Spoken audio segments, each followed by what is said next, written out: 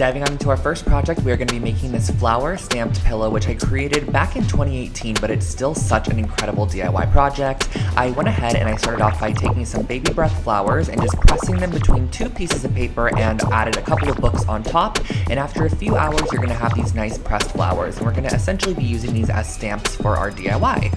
So next what I did was use a little bit of black fabric paint, and I stippled it on with a stippling brush, used a little spray bottle to spritz some water on there to almost turn it into a watercolor. And then I stamped it on the edge of my pillow as shown here, using a paper towel on top just to absorb any of that extra water.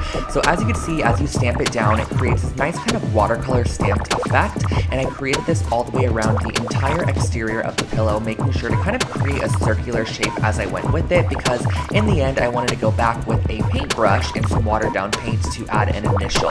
This is actually based off of a pillow I saw on Anthropology that had an initial on it, and I thought it was super cute, so I wanted to create my own, and that's how this one turned out.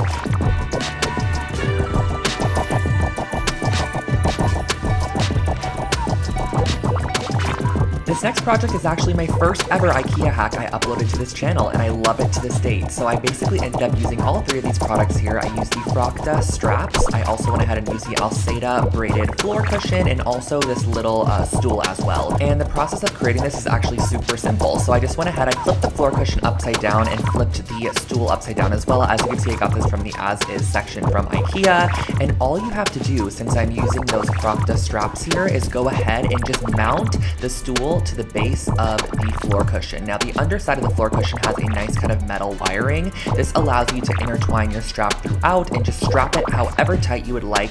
And I also love how this project is totally reversible too. So let's say in the future you don't want to use this as a side table anymore, you could simply undo the strap and you still have all of your components that you originally started out with, and that finishes off this table.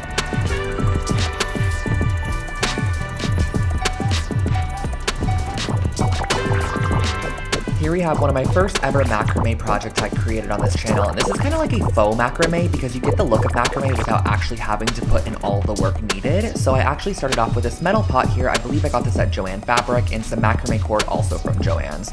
So what I wanted to do is first start off by creating a ring that would kind of go along the top rim of the pot, and we're going to be creating our macrame based off this ring here. So cutting a couple of yards of macrame cording, you're going to need 2 strands per section, fold them in half, and you're going to create a lark's head knot over that ring that you initially created to hold your pot, and you're going to want to apply these at 4 different points on your ring there. So as you can see, we have 4 different sections applied, and now you're going to want to start the macrame process. So grab 2 strands and place them in the center, and you're going to use your right strand, go over the top of your 2 center strands. Your left strand's going to go over the top of your right's tail, underneath and up through the loop. This is going to be a very, very repetitive process, but this is why I kind of call it a faux macrame, because there's no need to really connect different strands and get kind of confused as you're going on with the process. You're only going to be working on each 4 of these sections at a time, and you're going to be creating a sequence of square knots, which is going to end up looking something like this. And once you reach your desired length, go ahead and tie all 4 strands in a knot there and cut 2 of the strands off that are not necessary anymore, so you only have 2 hanging from the end of the knot there. And then once you finish it off, just go ahead and tie all your strands together at the top and hang wherever you desire.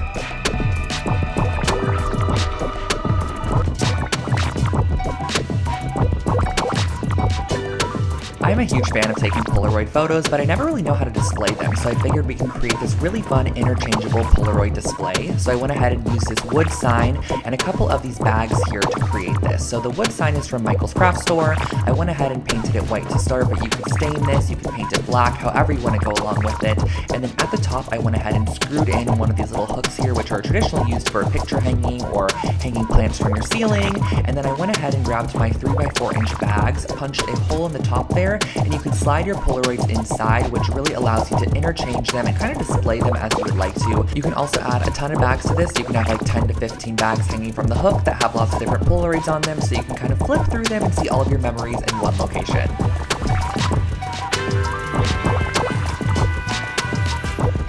Next up, we have a fun dollar store project. This is wicker lantern lights, and all I did for this project was get some of these little wicker balls from the dollar store, and I went ahead and I spray painted them first with a brass spray paint. Now you could spray paint this however you'd like to, but I thought the brass would be nice because it kind of would make them look like metallized objects on top of your light strand in the end. So I went ahead and sprayed these with a brass spray paint, and once I was finished with that, I went ahead and grabbed my fairy light strand. Now the best way to put this through these wicker balls is honestly to look for larger holes in the wicker. That way you can kind of string it through like a needle and thread. So I went ahead and I strung through my light strand, and I made sure that a light was positioned right in the center of each wicker ball, and once the light was in position, I went ahead and added a little bit of hot glue onto either side to hold it into place, and that finishes off your little fairy light strand.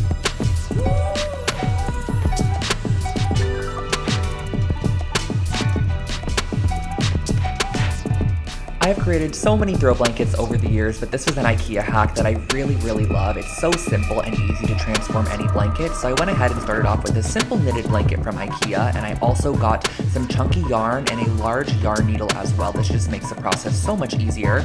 So I went ahead and just strung my yarn through the yarn needle, and literally all you have to do for this project is create a nice chunky stitch along the edge just to add a little bit more detail to a basic blanket. So I went around, stitched the edge as shown here, and once you reach the corner, you're just going to want to make sure to also apply a stitch into each corner, kind of pivot it 90 degrees and work in your new direction. Now you can totally customize this and make your stitches as long or as short as you would like to. I feel like I made mine probably about 1 inch to 1.5 inches each, but I really love the kind of ununiform look of the stitches. I feel like it adds a nice handmade quality to the piece, and once you reach the end, you can snip it off and enjoy your throw blanket.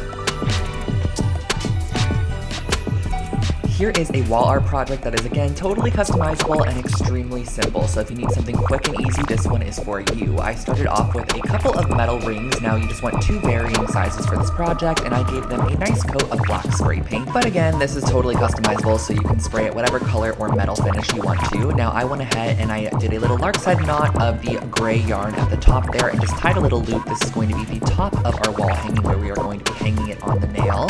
And the next step is going to be very simple. Just cutting a couple pieces of your yarn to about 1 yard in length, folding it in half, and just looping it on the larger of the 2 rings. This is a very repetitive process of just looping the yarn onto each of the rings, letting it kind of cascade and waterfall over the top of each other to create a little layered wall hanging. So once you reach the end, I just created a blunt cut with those pieces. I feel like it gives it a little bit of a cleaner look, and on the ring that is smaller, I'm going to be applying this gray yarn to it. So doing the same exact methodology, just cutting it at the bottom to create a nice blunt cut, looping them on, layering it up, and that finishes off this wall hanging.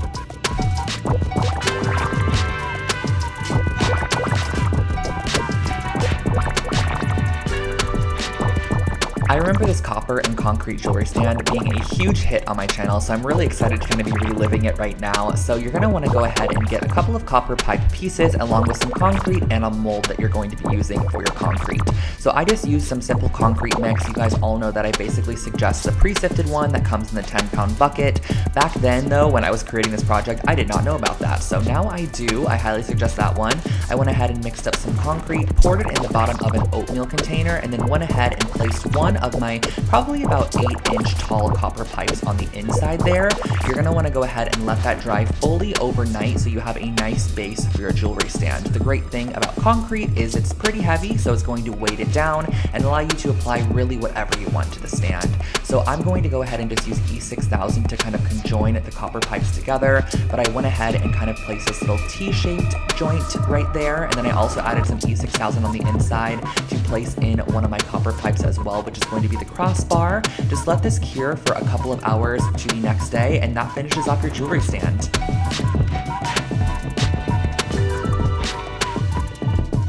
Bringing back another dollar store DIY for you guys. This was from a dorm video that I did, and the total cost of this project was $3.50. I used this cutting board on the left side, which I got at the 99-cent store, some nails, some string, and a pencil. So the first thing I did was actually just kind of trace out or sketch out a crescent moon shape, and then I went ahead and just dotted wherever I wanted the nails to be. I also added a couple of nail holes on the bottom, as you can see there, just to go ahead and allow myself to hang a couple pieces of jewelry off this or whatever I wanted to add to it. Now I used really tiny 1/2-inch nails, which required me to go ahead and use a plier to hold it into place and then a hammer to securely press it into the wood there. And once you go ahead and hammer in all of your nails, I just went back with this black cotton cording, which I just kind of very no rhyme or reason applied it around the entire moon shape just to fill it in. I also went around the edge to give it kind of a nice clean finish, as you can see here, looping it around every single nail. This is just going to kind of finish it off and give the piece an outline. I just like the way this looks a little bit more than when it is unfinished, and that really finishes off your jewelry hanger.